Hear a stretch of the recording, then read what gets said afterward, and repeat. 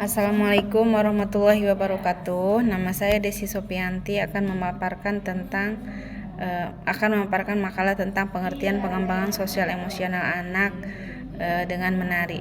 Strategi pengembangan sosial emosional anak melalui menari ini adalah kemampuan anak dalam berhubungan dengan individu lain dan kemampuan awal bagi anak untuk berinteraksi dengan lingkungannya yang lebih luas. Dalam pembelajaran tari di lingkungan sekolah merupakan sebuah kegiatan yang dilakukan dengan bermain sambil belajar. Belajar sambil bermain. Aktivitas yang dilakukan melalui tari diharapkan akan menyenangkan anak-anak sekaligus menyentuh perkembangan kepekaan akan rasa percaya diri serta keberanian mengambil resiko.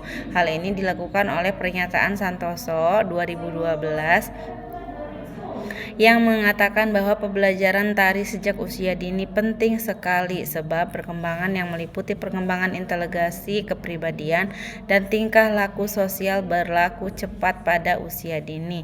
Perkembangan sosial emosional merupakan suatu proses belajar anak mengenal bagaimana interaksi dengan orang lain sesuai dengan aturan sosial yang ada, dan anak lebih mampu mengendalikan perasaan-perasaannya sesuai dengan kemampuan mengidentifikasi dan mengungkapkan perasaan tersebut. Perkembangan sosial emosional anak berlangsung secara bertahap dan melalui proses penguatan dan modeling. Rosmala Dewi 2005 menyatakan bahwa sosial emosional merupakan kemampuan mengadakan hubungan dengan orang lain, terbiasa untuk bersikap sopan santun, mematuhi peraturan dan disiplin dalam kehidupan sehari-hari, dapat menunjukkan reaksi emosi yang wajar.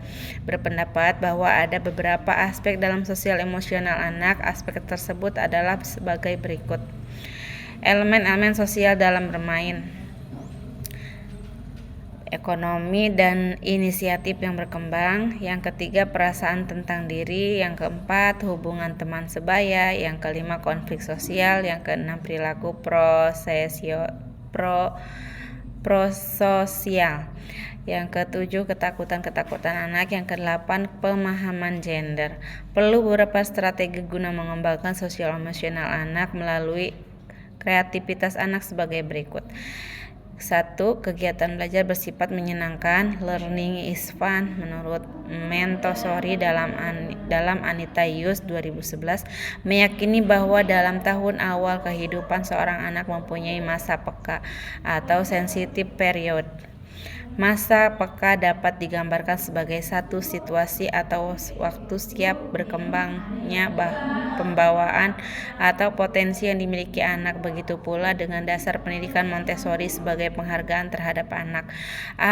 Absorbent mind atau pemikiran yang cepat menyerap. Sensitive periods atau masa peka. Penataan lingkungan sesuai dengan kriteristik dan kebutuhan anak.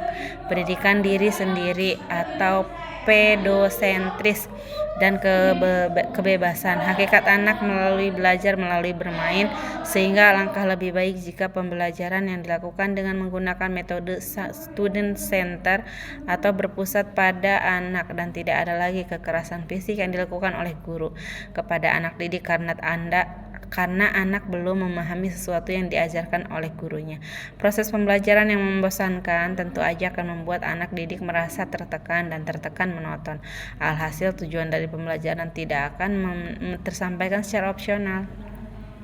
Yang kedua, pembelajaran dalam bentuk bermain. Dunia anak adalah dunia bermain. Anak tidak bisa dipaksakan melakukan suatu kegiatan jika ia tidak menyukainya dan belum siap. Melalui bermain, anak-anak dapat mengembangkan aspek perkembangan seperti aspek kognitif, motorik, bahasa, sosial, emosional, dan moral. Bermain merupakan prinsip dalam pembelajaran PAUD. Bermain merupakan cara paling efektif digunakan dalam pembelajaran karena anak senang dan akan dunia fantasi dan imajinasi. Yang ketiga, mengaktifkan siswa. Proses pembelajaran tidak hanya dilakukan di dalam kelas tetapi juga bisa dilakukan di luar kelas. Misalnya jalan-jalan, menyusuri taman yang berada di sekitar sekolah atau berkunjung ke kebun binatang. Jika berkunjung ke suatu tempat yang harus membayar, bisa hanya jalan-jalan, menyusuri sekolah, melewati rumah-rumah warga setempat dan membangun sosial anak anak dengan melakukan interaksi dengan warga sekitar.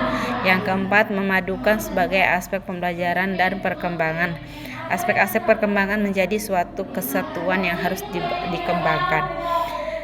Tidak boleh tertinggal satupun pembelajaran di kelas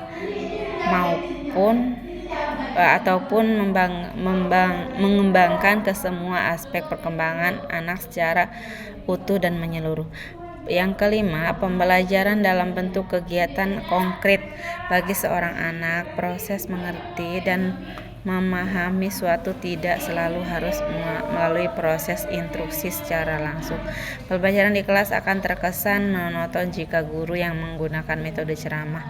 Artinya, guru yang memegang peranan dalam pembelajaran bukan memberikan peluang kepada anak untuk secara aktif dalam kegiatan pembelajaran. Anak belajar melalui kegiatan yang nyata karena dunia anak masih penuh dengan fantasi dan imajinasi. Hendaknya ketika dalam kegiatan pembelajaran, guru menggunakan mediasi penunjang pembelajaran. Misalnya bisa menggunakan alat peraga edukatif seperti boneka tangan untuk mengenalkan beberapa anggota keluarga, ayah, ibu, adik, kakak, nenek, dan kakek. Bisa juga ketika ingin mengenalkan seekor ayam. Strategi pengembangan sosial emosional melalui menari. Menumbuhkan minat anak terhadap tarian tidaklah mudah, tetapi guru harus terus berpikir kreatif agar minat anak terus tumbuh dan berkembang untuk mengenal dan mempelajari kegiatan menari, apalagi mengenai tari tradisional warisan budaya leluhur.